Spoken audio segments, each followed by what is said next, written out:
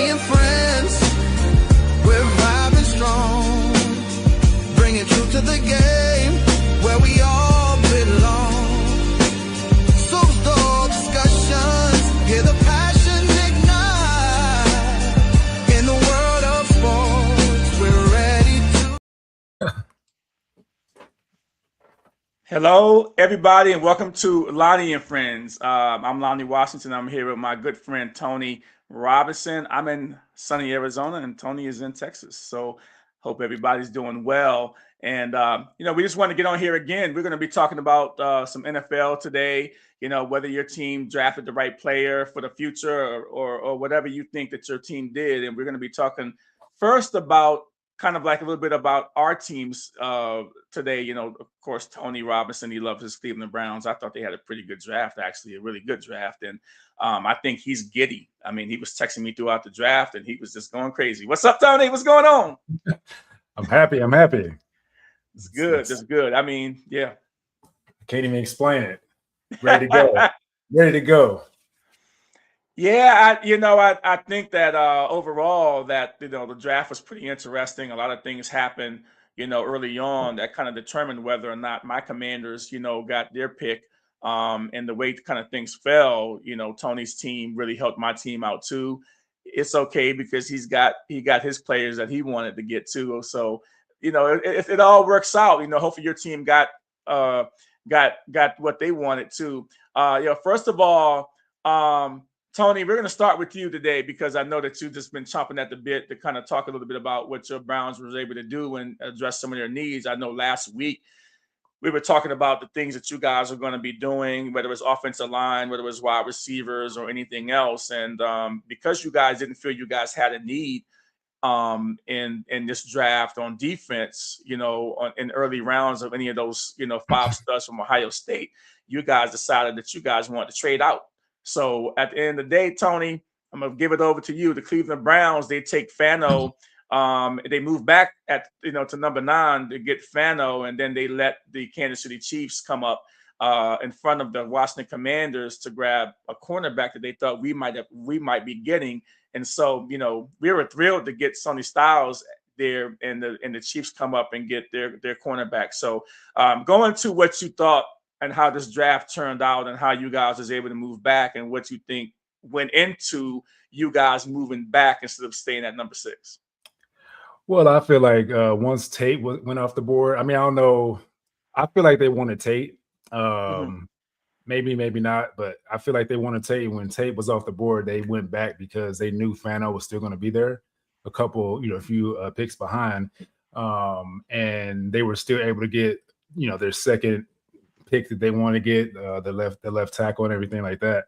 But then they also was able to go back and get Concepcion at 24, which started the whole like avalanche of like great picks that they Andrew Berry did and stuff like that, because we went and got Boston out of Washington as well.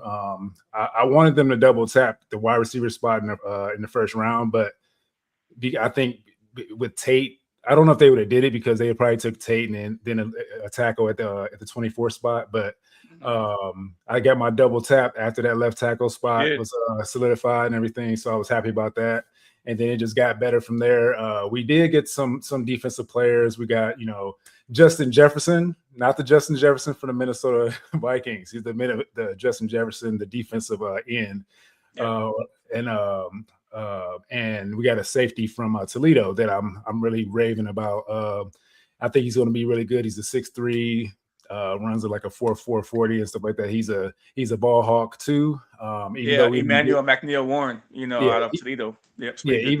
Even though we didn't get the guy that I wanted from Ohio State, I don't think we really needed him at that position. I think we needed it. The main reason for this draft was to solidify our offense, because our offense was the worst in the last 5 years. So we haven't. That was our main focus. Defense has always been there, led by Myles Garrett and everything like that. That defense is already solidified. We just got to get our offense going, and I think that's the main reason why they went strictly or predominantly offense in this draft. So. Yeah.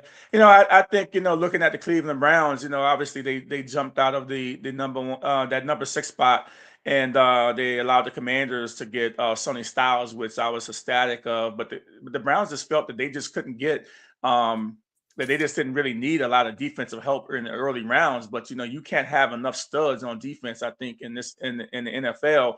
But obviously, you guys went Fano, which is a safe pick. I thought, at number 9 he was the number 1 ranked lineman, I believe. And he can play either position, either guard or tackle, right?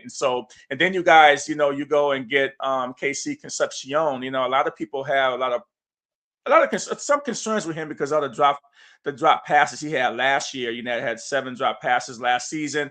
But he got a nose for the end zone. 25 career touchdowns. He averaged 15.1 yards a catch last season. I thought they were going to get Denzel Boston ahead of him, and I got the feeling that you thought Boston was probably going to go ahead of KC Concepcion too. But man, you got Boston that was sitting there in the second round, which was amazing because I thought he was a first round guy. But man, you got 2 good players, size wise to really help you guys to go along with, all the drops the Cleveland Browns had last year.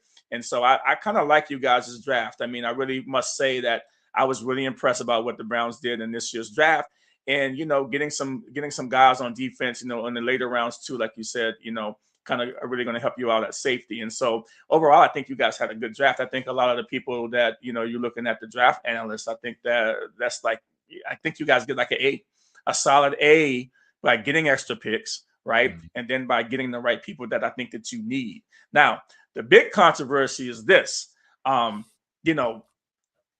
The big controversy is this. I mean, you go out there and now you get a quarterback. Okay, so we know the Browns over the last years, many years, okay, has had problems at quarterback, and so now we were talking about Shedeur Sanders and Watson. We were talking about Shedeur Sanders and Watson, and then all you guys did was go and pile on to this, right? I mean, it's not. It's you're saying we're going to make our team better, but you got Watson and you've got Shedeur Sanders going to battle out for the number 1 spot. We know Gabriel, based on what we probably see now after the draft, he's probably going to be cut or traded. I don't think he makes this team. I don't even think he gets put on the practice squad. To be honest with you, you guys go out and get Taylor Green, 6'6" guy, man, and 4'3" guy actually at quarterback. And he can throw the ball. He can run the ball. Very dynamic a player at Taylor Green from Arkansas. And you guys just go and just add to this, And Todd Monken, remember who he coached? He coached Lamar Jackson, right? And so now you go and get this guy, and all of a sudden, you throw this guy in the mix at quarterback. And I hope the Cleveland Browns don't do anything but play him at quarterback. I hope he does not play wide receiver, and you guys try to convert him into wide receiver. Because, Tony, I remember you saying that you thought he was a wide receiver at first. But then I said quarterback, and he's like, oh, yeah, this guy's sick at quarterback. Yeah, it was because of when I saw the combine, when he ran his 40 time, I didn't look at the position. I just saw him run. I was like, whoa, he looks like a pure running, like a receiver. And that's what I see, but he said he's not going to play nothing but quarterback and stuff like that. But the way I see it happening, if he wants to get on the field this year, I say he's going to be doing goal line stuff. He's going to do some trick plays with the run game and stuff like that. And he might line up at wide receiver. I mean, they say this in the draft process and stuff like that. But once you get on a team and you want to help a team win, you're going to do all you can, especially to get on the field, Yeah. And that's the way I look at it. If I was a quarterback, coming into the league, I mean, who am I? He's living it, but I'm just saying, like, if you want to help the team win, play where they need you. But at the same time, you got drafted to be a quarterback. I get that. And I feel like in a Monken offense, this dude is prime, like what he wants. He's Lamar Jackson 2.0 or 3.0, however you want to say it. But I just it's a hard piece because you got you got it ain't hard, man. Don't stop on that. Hold on. You got Shedeur. You got Shedeur there. You got Shedeur there, and we're ready to take that leap with him. And then you draft this guy. The first thing I said was like, okay, Dylan Gabriel, you're gone. You traded Okay. or you're cut. That solidifies everything. So we got 3 guys going into the training camp. Just get the headache. Go to Atlanta. Go with Coach Stefanski and stuff like that, and go be with your boy. This is what we want right now. This is the competition. It's going to bring a great competition to the quarterback room. I feel. Because it's going to push Shedeur to be even better because you got this other guy, knowing that Monken likes running quarterbacks. He's sitting there in a wings, like, okay, I'm gonna be ready soon. You better get your stuff together, pretty much. So yeah, I mean, I go back to what we had a conversation yesterday, in our kind of pre-podcast meeting yesterday, and I go back and I'll say this: when I start to look at what Shedeur Sanders did last year, he was just okay. He was not. He looked like a 5th-round pick last year. And a lot of people say, well, he looked like a 5th-round pick. Had he went number 1 last season, you said the dynamics would have changed, and he probably would have got to start a little bit earlier, and he would have. But I think that based off what we saw in 7 games at 3 and 4, we talked about whether he was better than Tyler Shook last year, and I don't think he was. Right? I think Tyler Shook was clearly came on as the rookie. But I also thought that you have a 5th-round guy, and then you have Watson, right? And I think that with the weapons that you guys now have. You got these dynamic playmakers now.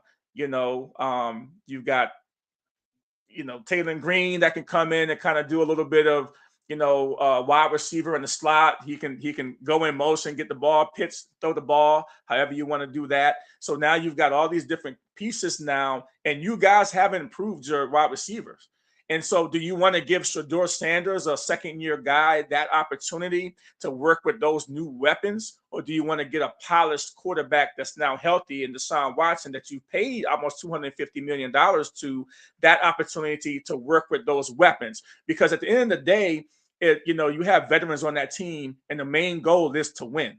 So when I look at this whole thing with the quarterbacks, and Taylor Green, he's probably just another piece just in case Watson doesn't work out this year. But if I have to give Watson the keys to this team to start out, because I think that if Watson starts and he doesn't do well, now you just throw Watson out, and you put Shedeur in, and it's not an issue, right? And Shedeur might be your quarterback going on, and if he's not the quarterback, then you can go to Taylor Green.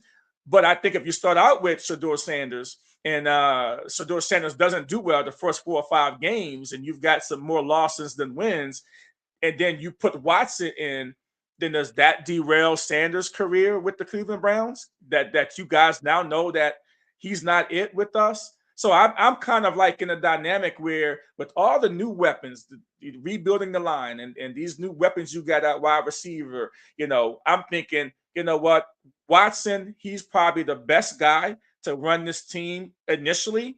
And then if he doesn't do well, I think now you go to Shedeur Sanders. But I don't really think that Shedeur Sanders will beat Watson out. When it's all said and done at the beginning of the year, I don't think Shedeur Sanders will beat Watson out.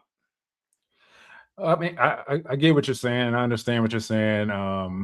Watson that's has a lot of experience in the NFL and had a lot of success in the NFL with Houston. And the way I look at it is that he's been out of the loop for like a couple years, a year or so, and stuff like that. So I don't having somebody come back after 2 torn Achilles.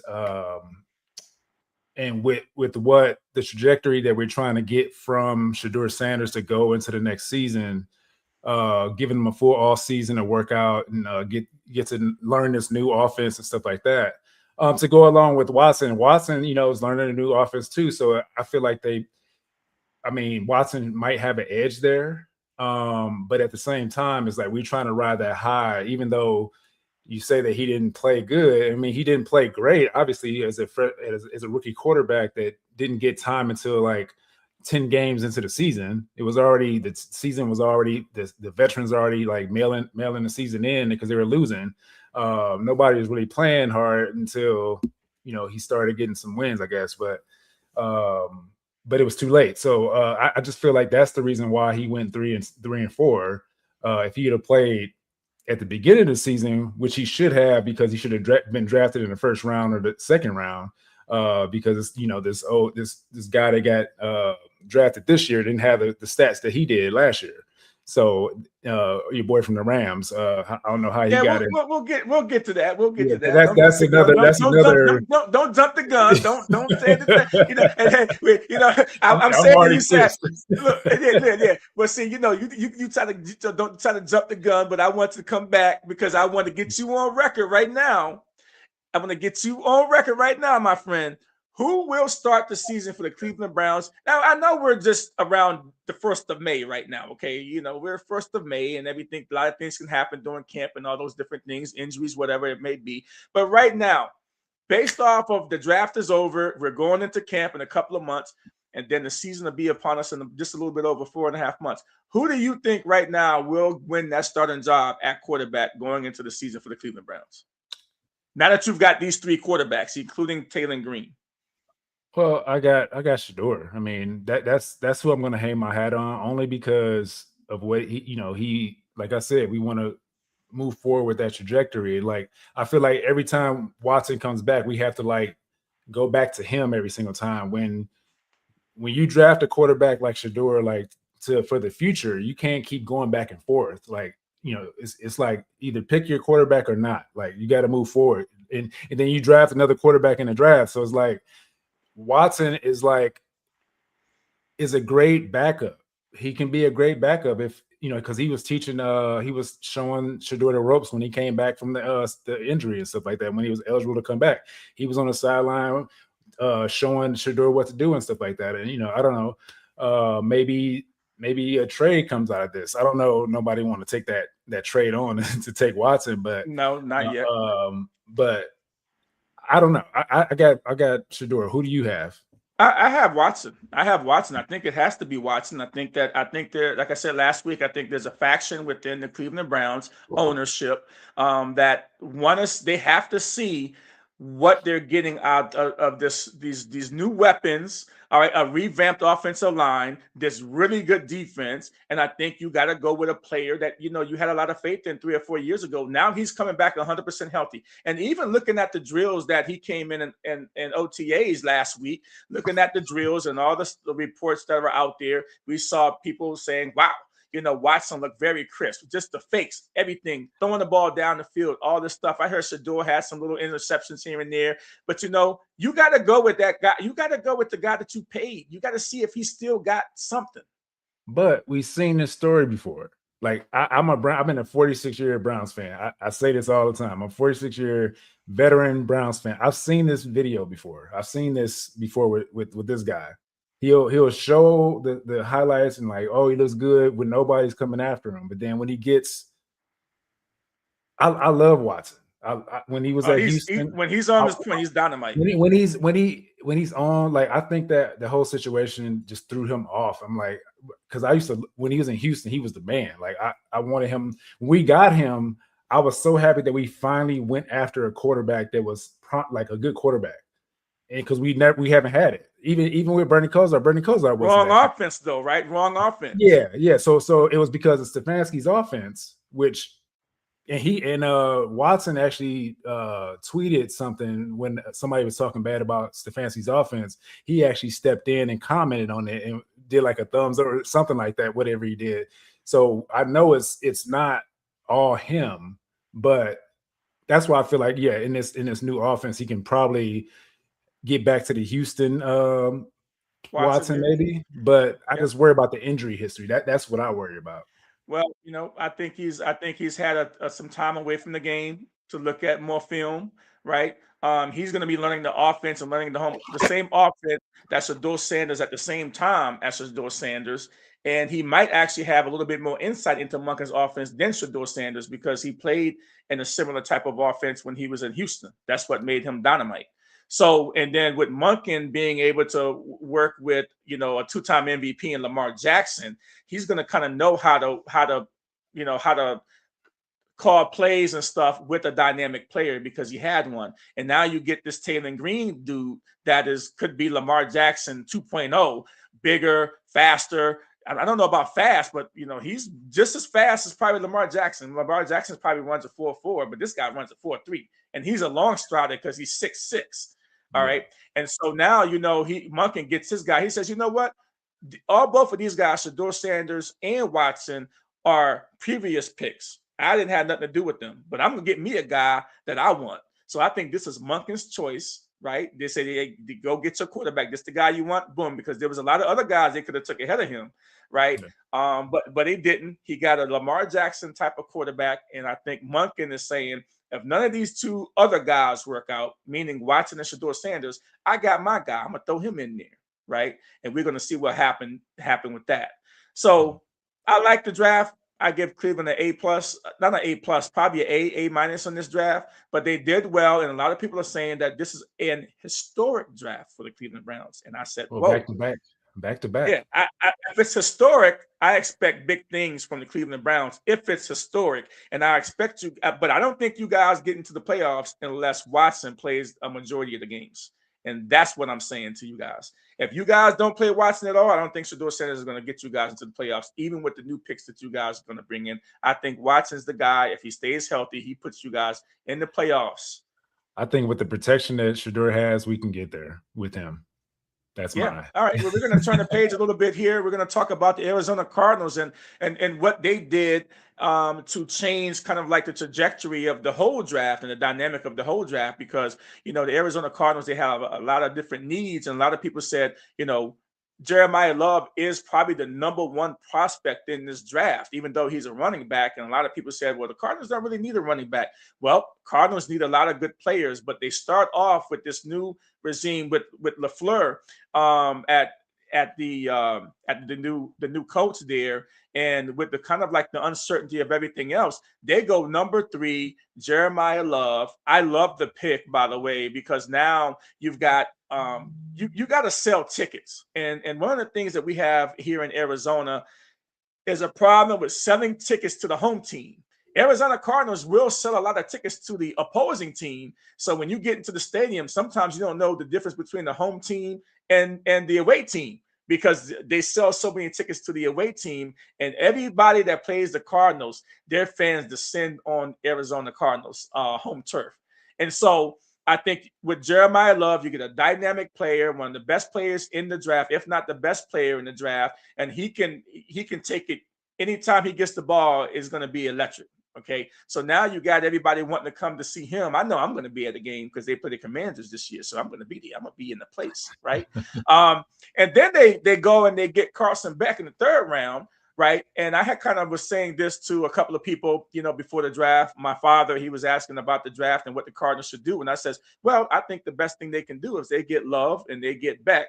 I think now you got 2 pieces that you really, really need. And a lot of people say, what about Jacoby Brissett? Well, Jacoby Brissett was really good last year, but they're only paying him $5.5 million. All right. And Jacoby Brissett is saying, wait a minute, if you want me to come in and be a starter, I need more than $5.5 million, which I don't blame him. You got to pay him if you want him to be the starter, or you want him to mentor Carson Beck until he's ready. You got to give the man at least $15 million.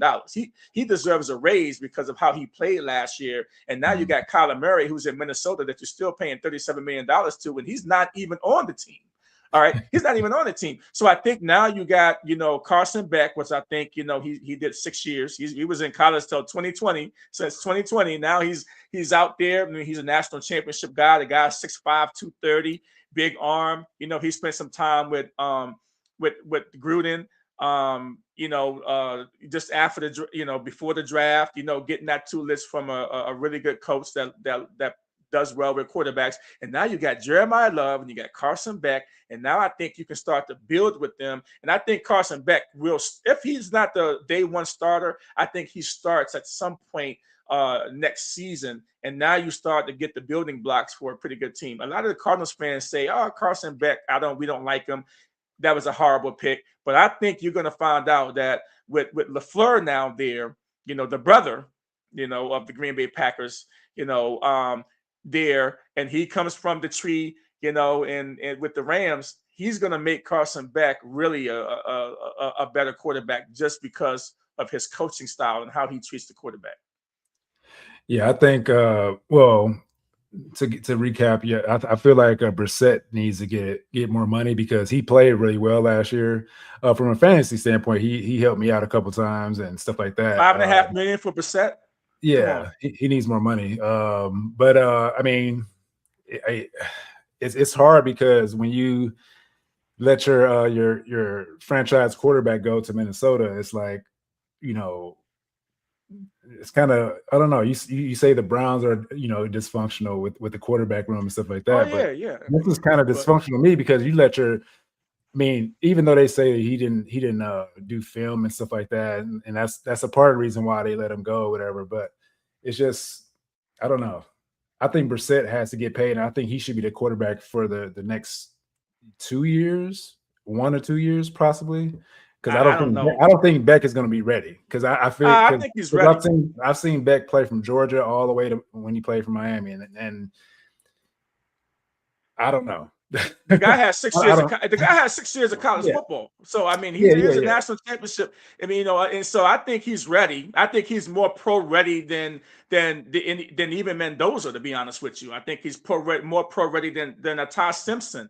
I think he's more ready than a Taylor Lane. I think he's more ready than a lot of the guys that was picked this year in the draft. And I think if you got a guy that you pick in the third round, number 1 overall in the third round, I think you got to play him possibly because Jacoby Brissett is going to cost you.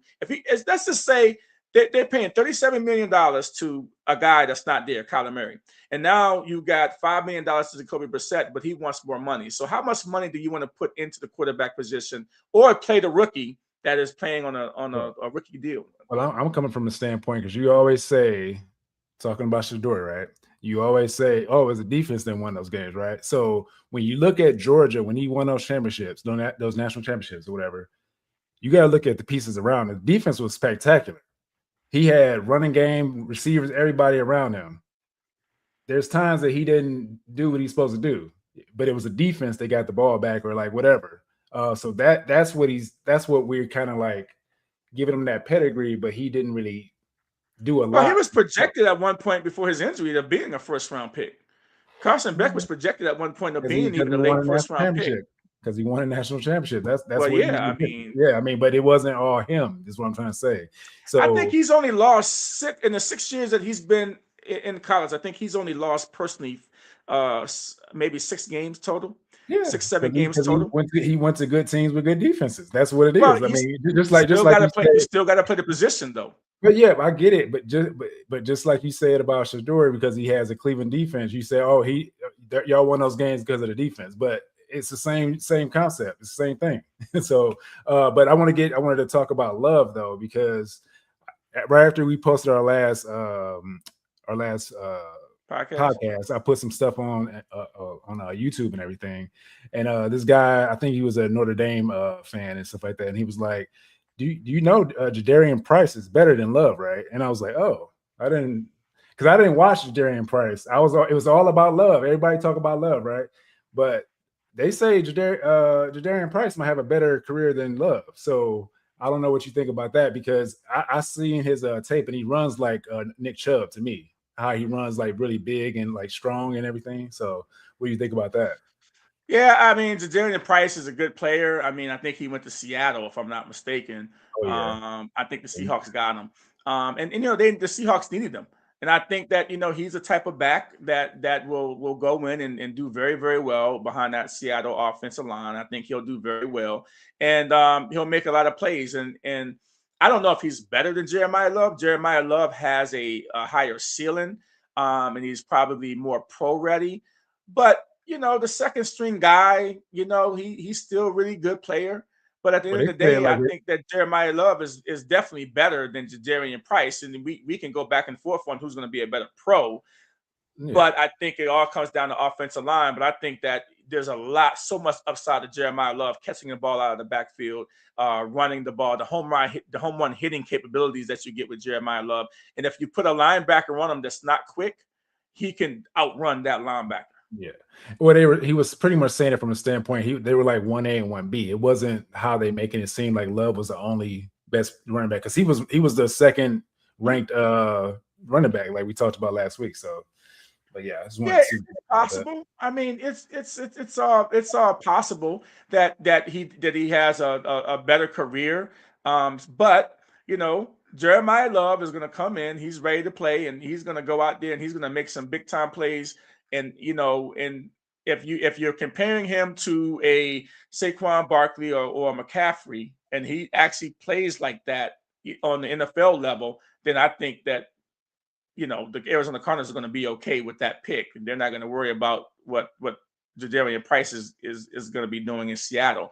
But Yeah. they're in the same division, so I'll have a front row seat of looking at them because those games come on late. So I'll be watching those games all the time, and we'll get to see how both those careers pan out. And you guys got to remember too that the NFL draft, you know, it's all these guys that go number 1 and top 10. Some of those guys don't pan out. It'll be those guys that you get in the 3rd and 4th, 5th round that are hungry, right? That's got a scraps and claw for that second contract, and that haven't made a lot of money in those middle rounds, that go out and go off for these teams, and then they'll end up getting these big contracts down at the end. So you get a lot of value in the 3rd round, from the 3rd to 5th round, and being rounds 3, 4, and 5. And so sometimes these number 1 overall picks don't pan out.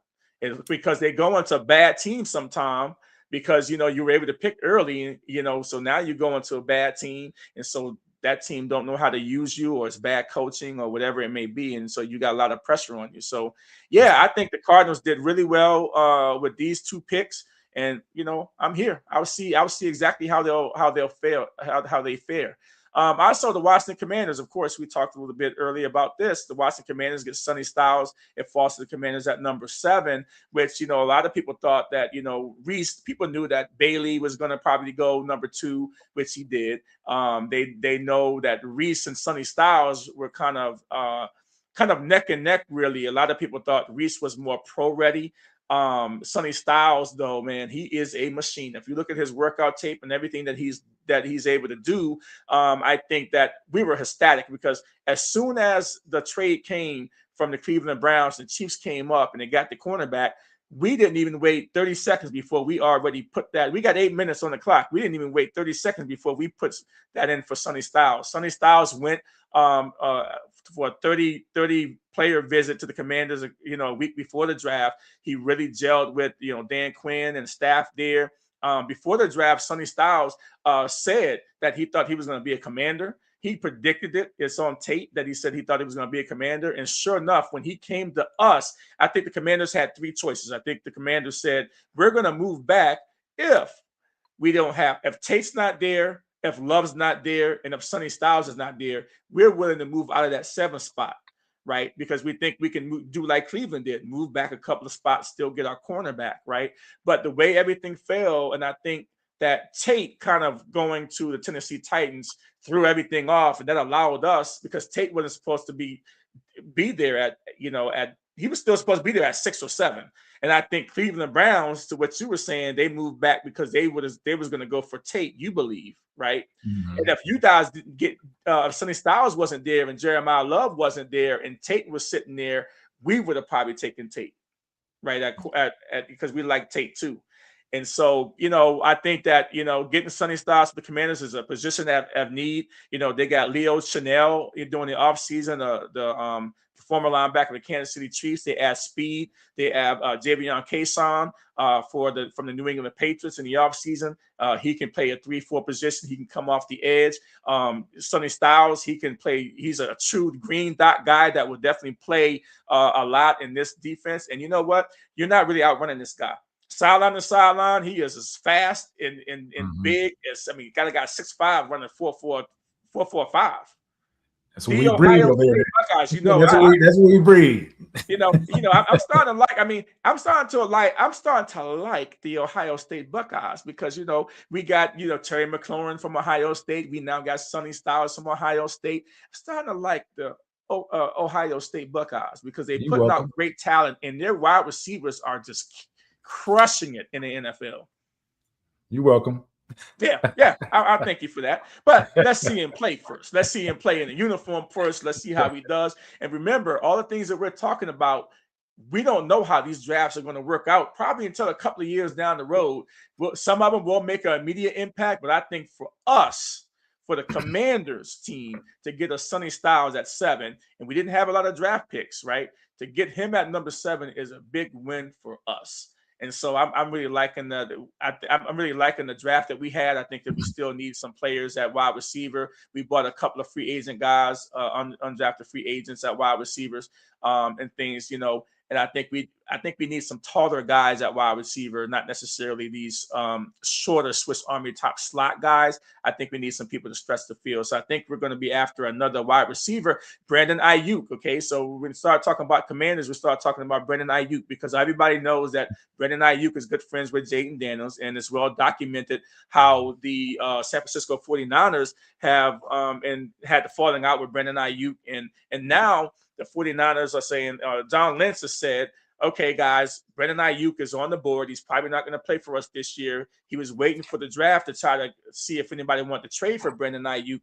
And then there's a report that Adam Schefter put out today about Brandon Ayuk is that the problem with Brandon Ayuk is he's not answering his phone for anybody, not for teams, not for anybody that's associated with the 49ers. And so that's the problem you have. And I think that the Commanders are probably numero uno to get Brandon Ayuk once he's released. But the 49ers want to get a draft pick for him. So they're going to hold on him because there's a lot of implications on contract if they release him before June 1st. But come June 1st, he's gone. And then once he's gone, I think Commanders will probably get the first shot at him. And that's probably why the Commanders probably went slot receiver. They kind of know. Jaden Daniels has his phone number. I guarantee you if Jaden Daniels called Brandon Ayuk on the phone, Brandon Ayuk is picking up the phone. All these other teams can forget it, and I think the risk you have. What's that? Go ahead, Tony. He can't reach out right now while he's under contract, right? No team can reach out. No team can reach out. Daniels can't even reach out because that's kind of absolutely. They're friends. They're best friends. So Jaden Daniels can reach out and say, "Yo, what's up, homie? What's going on? How you feeling?" Now he got to keep it. Because player to player is not a problem. He can say, yo, you ready for that June 1st release? What's up? Yeah, you know what it is. You know what it is. All right, cool. So they can have a conversation player to player because, they're best friends, but the team can't reach out to him. But I got a feeling come in another month, you're going to see him being released possibly, and he will be released.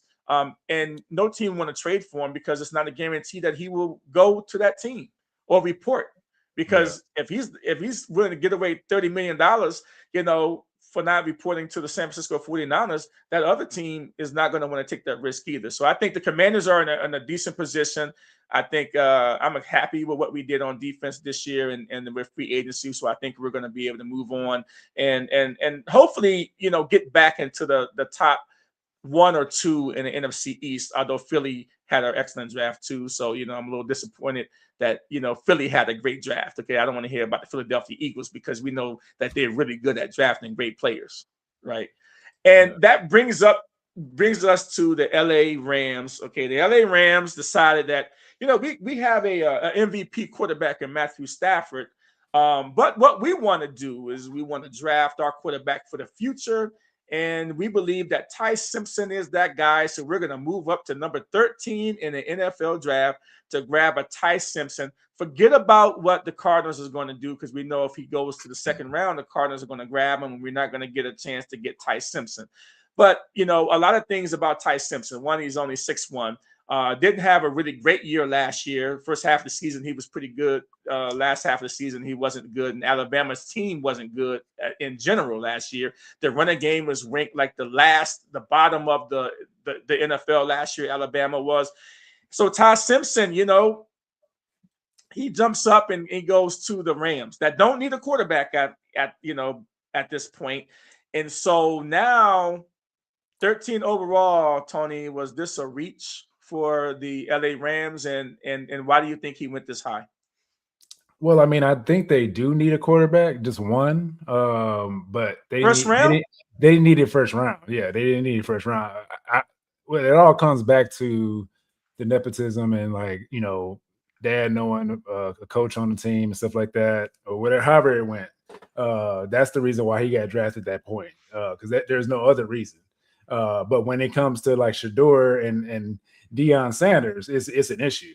We get the stats side by side. The stats don't even line up, and this dude went in the first round, and Shador should have won in the first round. All the analysts last year said Shador should have won in the first round. Then this guy gets the pass. I wonder why. I mean, wonder what that means. I mean, it's crazy how these things work with certain quarterbacks and stuff like that. But I feel like Ty Simpson could be an okay quarterback under this coaching. I mean, we don't know if the coach is going to stay there because they're saying he was picked because they don't know about the future for the coach. I mean, the coach. Yeah. So it's like, and remember, they still got Stetson Bennett. They still have Stetson Bennett there too. I don't think the coach wanted him. I really don't think, because he was like picking quarterback with the, it's a whole bunch of skits out there about guys. Like, it's funny skits out there, but I don't think he should have been 13 overall. Just to answer your question, I feel like it's nepotism and stuff like that. But when it works for certain people, but don't work for others, just say that. Well, I thank you for that. I mean, I think that if you're looking at the Ty Simpson situation, I think overall, no, he shouldn't have been picked at 13.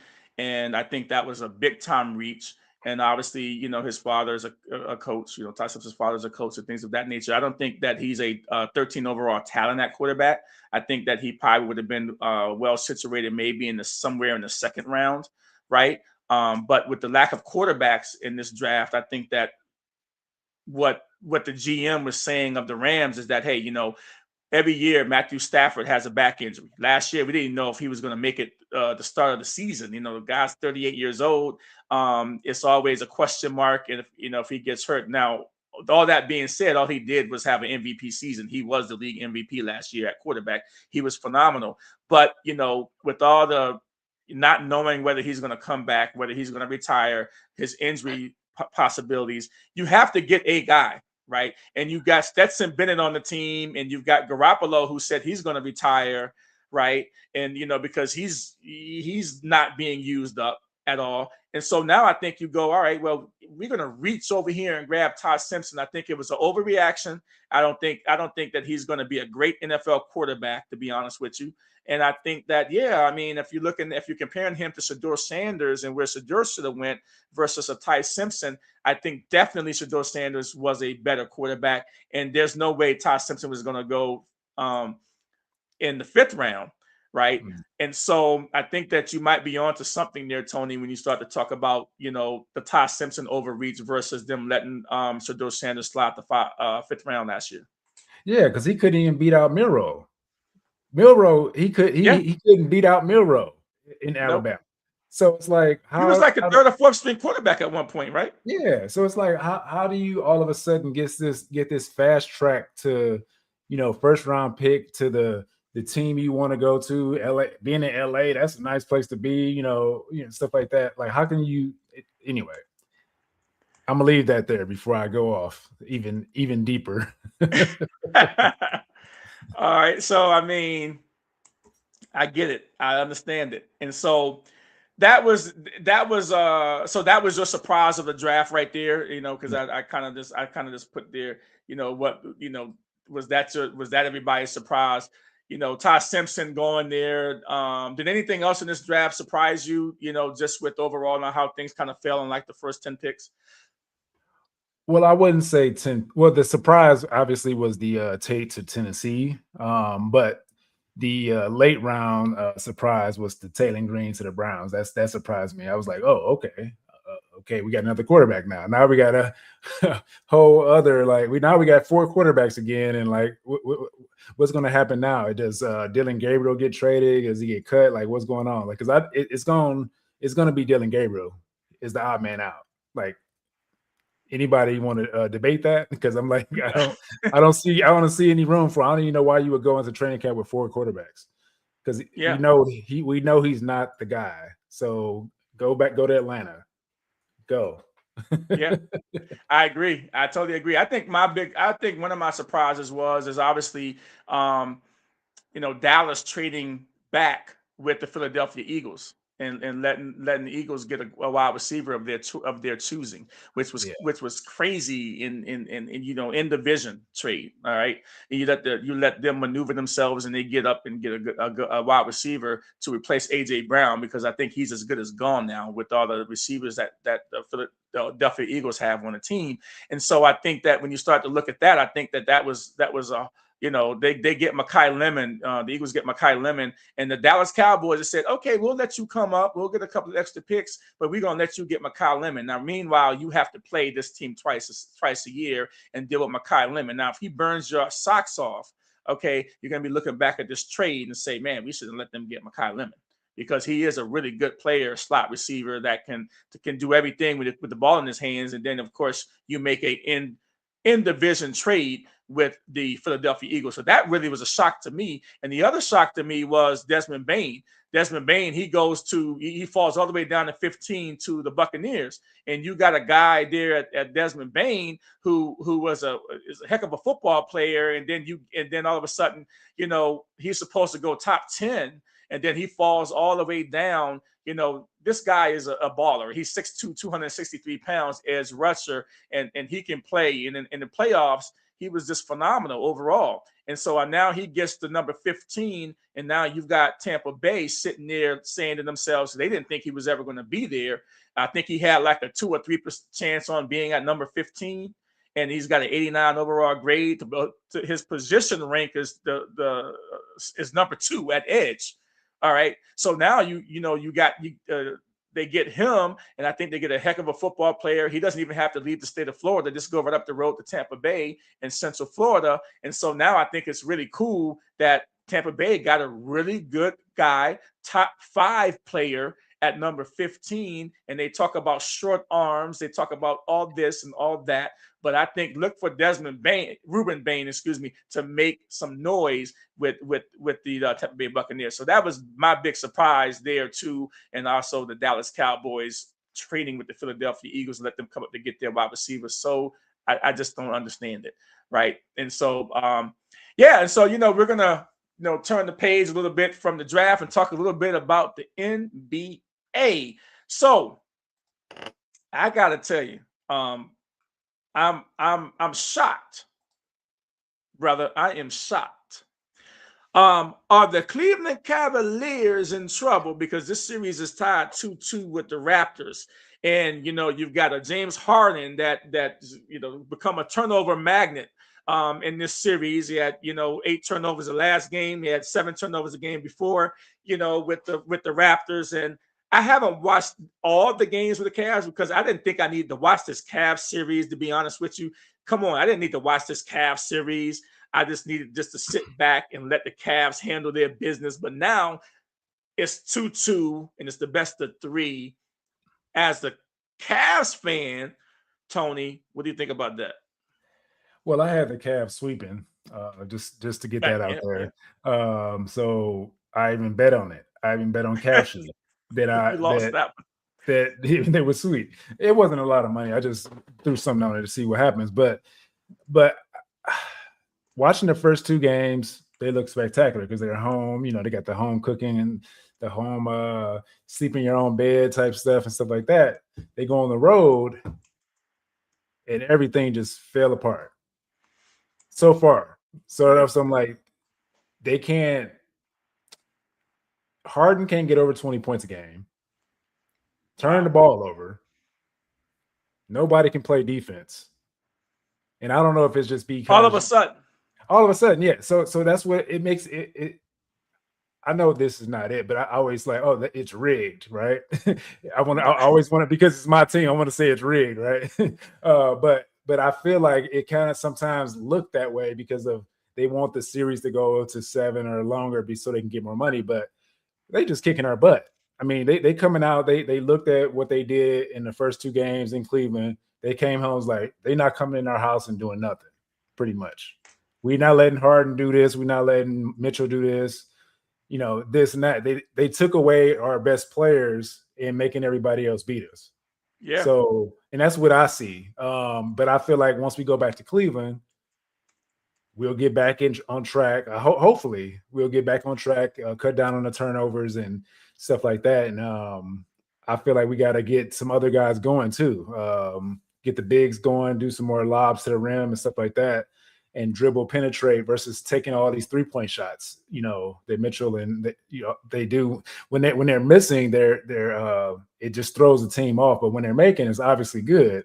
But I feel like sometimes when they're missing, they keep shooting instead of just going to the cup to see the ball go in and get a foul call and stuff like that, or get somebody else involved. But I feel like we should be fine. We should close it out in 6. That's what I think. But I could be wrong. Can go 7 too. So, well, you got the Boston Celtics out there looking to close out tonight, the Philadelphia 76ers, and they're just sitting back, getting all this rest. You got Jason Tatum back.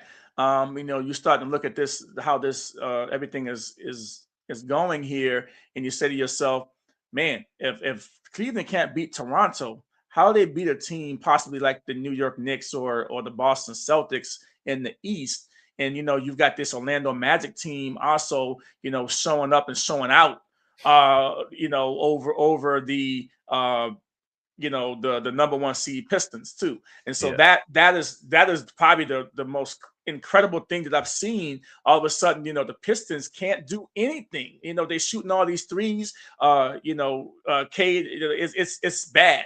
Up 3-1 on Magic, up 3-1. A play-in team on the number 1 seed, and I think that this is one of the most shocking things that I've seen so far in the playoffs. Your Cavs get a little bit off the hook now because they at least tied the series, right? The series is now tied, so they have it. But you got a number 1 seed about to go down. It's they got to win 3 straight in order to for the upset not to happen. Well, for us, we started off 2-0, so it's worse because we let them win 2 straight. But the Magic are a very good team. The last few years they played us very well. Like every time we play them, the Magic are tough. Like they have a deep squad and they all play tough.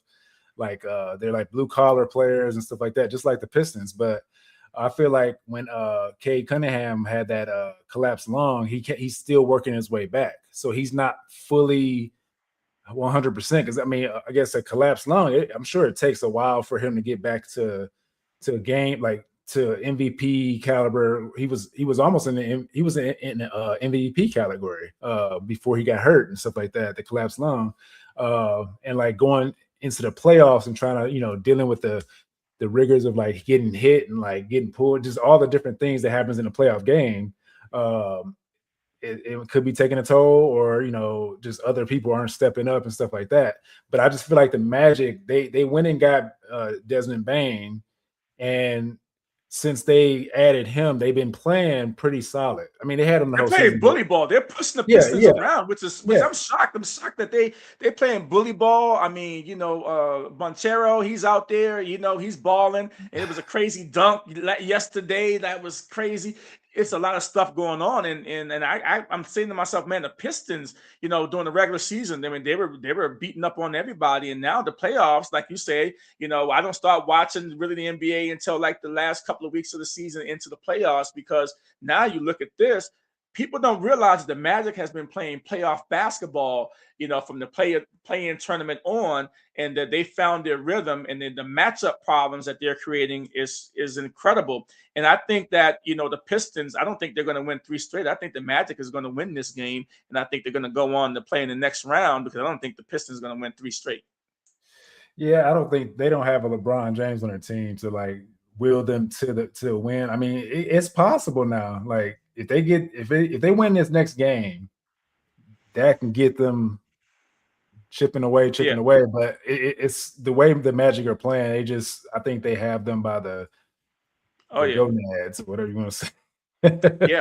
They got to keep their foot on their neck, though. The Magic don't do what the Warriors did, or don't do what the Oklahoma City Thunder did to the Warriors back in the day, up 3-1 and let the foot off the gas, and then came back and won. So I think it's going to be interesting to see that. Now, can the Lakers close out the Rockets on Wednesday night?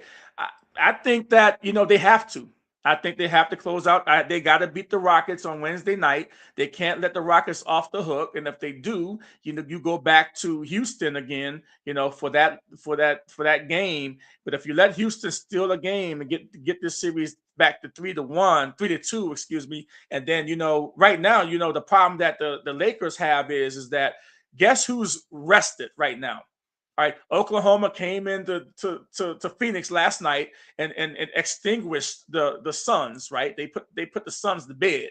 So now they're sitting back home just chilling, sipping on Coronas.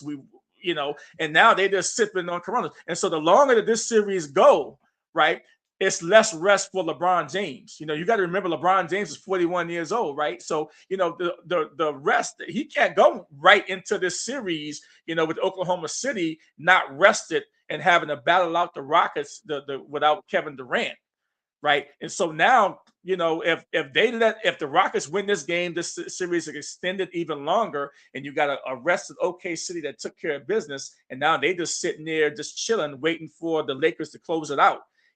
So also Kevin Durant, this is really bad look for him because he can't even come in to help his team. But Austin Reeves, I heard, might play tomorrow night, and that's the key. But the Lakers should not play Austin Reeves tomorrow night. They should let him continue to get to heal, and if they can close them out tomorrow, Austin Reeves get that much more rest, right, before he has to come back and play a tough Oklahoma City. Now, let's be honest. The Lakers are not beating Oklahoma City. Period. Point blank. Stop. Well, I will go back to the Houston game. I feel like when you look at the last game they played, they lost 115-96, right? Aiden cannot be your leading scorer. 19 points.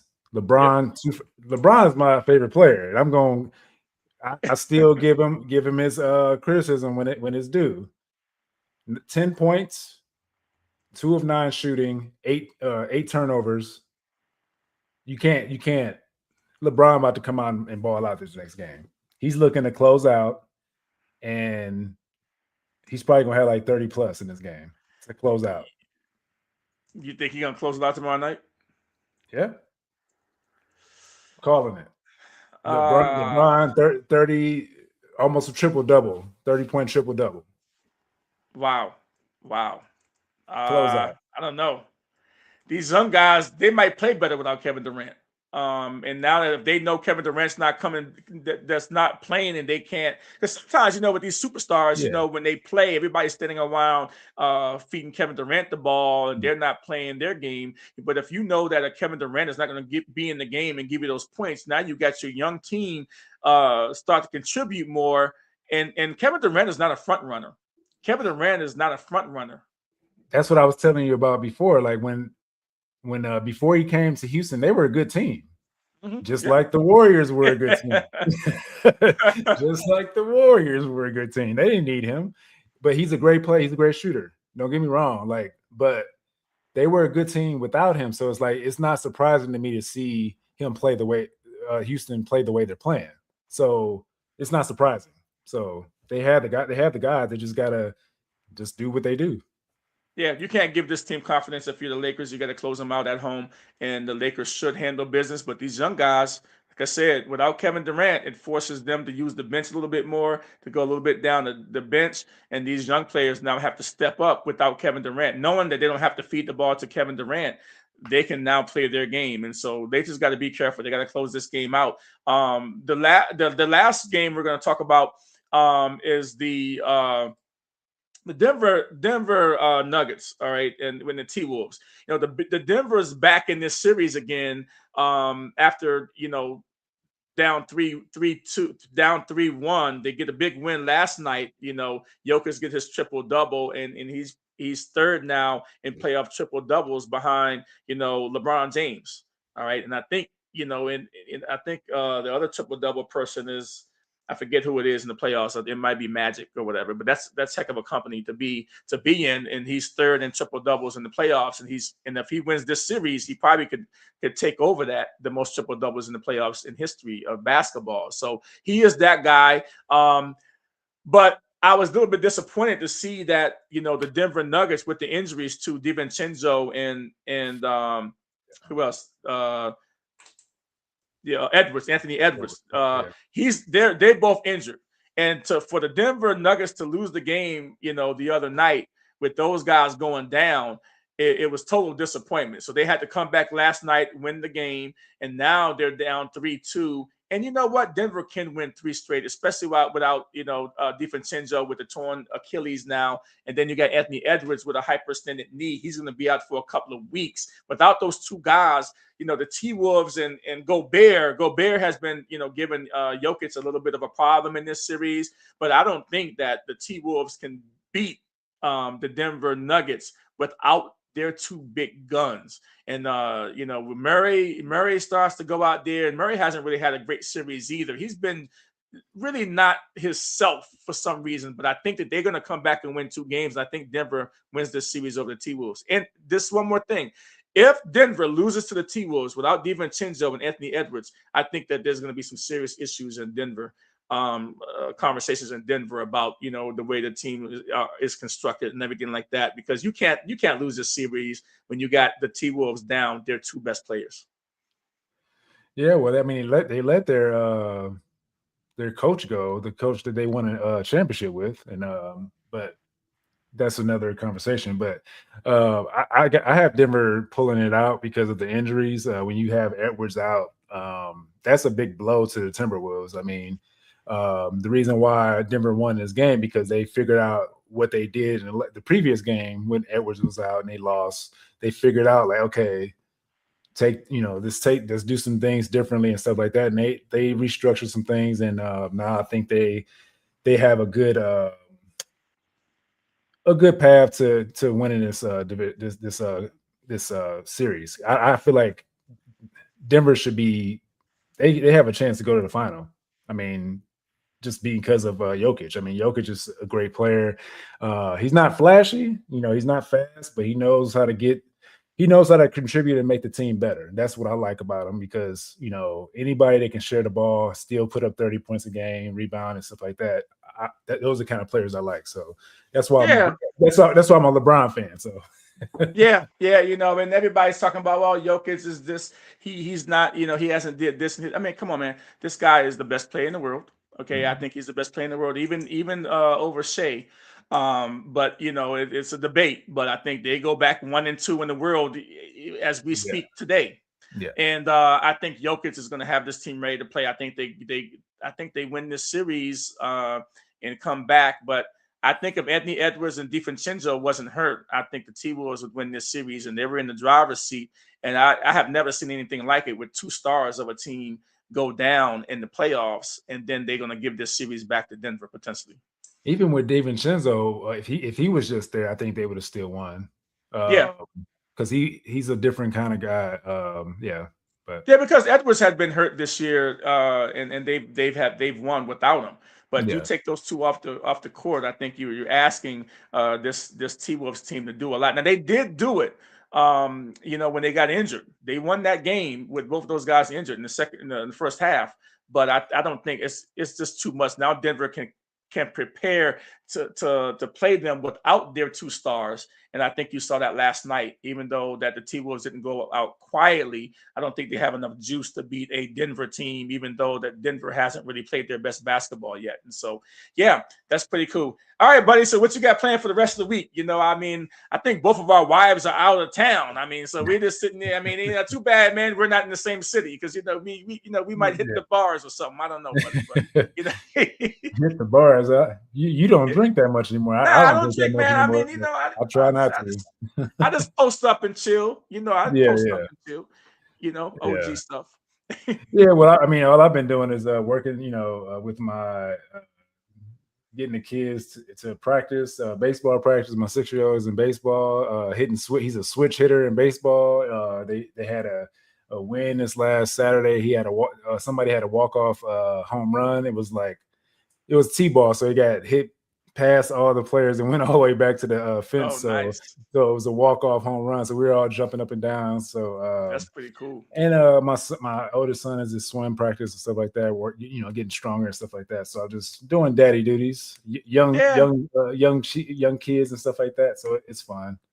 Yeah, I got a little one. I got a not so little one. You know, she's 17. She's got the prom this week, and you know, wife's not here, so it's like, you know, all right, you know, well, you know, they want to get their nails done, their toes done, and they want to do all this stuff, get their hair looking all good and stuff. And so, you know, what it is, right? You know, this is not my first rodeo, so you know, so yeah, that's kind of like my week there. You know, just kind of just making sure everything maintained here while mom is away, and you know. And so we'll see what happens there, man. All right, man. It's been real, man. We got to wrap this show up, man. I think we got some, you know, some good insight on the draft and things of that nature. And you know, if your favorite team, you know, we're gonna see. You know, this draft thing is always exciting. Kind of gets our juices flowing again. And you know, now we're back on the NBA. You know, you might see us next week or whatever, talking a little bit about the NBA and some other little things. But other than that, man, this has been great. So Tony, thanks for chiming in. Really appreciate your time. Yeah, thank you for having me. All right. See you guys on the other side. Peace. Needing love in this crazy life race. And Lonnie and friends, you'll always have a place. So as we close this chapter today, remember